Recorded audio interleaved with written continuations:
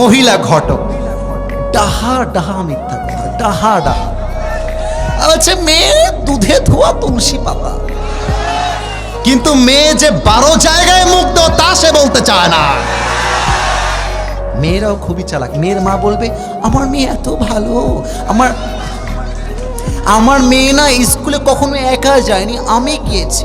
আমার মেয়ে কলেজেও একা যায়নি, আমি গিয়েছি। ও তাই না?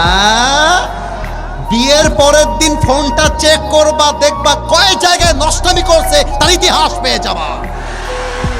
সব মেয়েকে আমি এক পাল্লায় মাপি না, তবে আপনি হইলেন 10 জায়গায় পানি খাওয়া মানুষ। আপনি কেন বলেন যে আমার মতো ভালো কেউ নেই, আমি সবার চেয়ে ভালো? প্রিয় বোন, আপনি আর একটা কাজ মাথায় রাখবেন। এই যে ঘটক, ওই যে মহিলা ঘটক বললাম, বলছে পাত্রী দেখতে সেই ফর্সা, সেই ফর্সা, কিন্তু পুরোটাই আটার কামাল, আর কিছুই না। বাসরাতে মুখ ধুবে বলবা यार ये कौन है, कहां से आया है।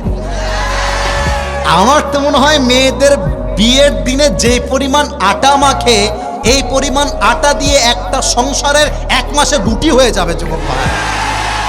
পুরো মুখ ভর্তি আটা, কিন্তু মেয়েরা বোঝে না যে এটা আমরা বুঝি যে আটা মাখলেই সুন্দরী হওয়া যায় না। আরে সুন্দরী তো সে সুন্দরী যে ন্যাচারাল সুন্দরী।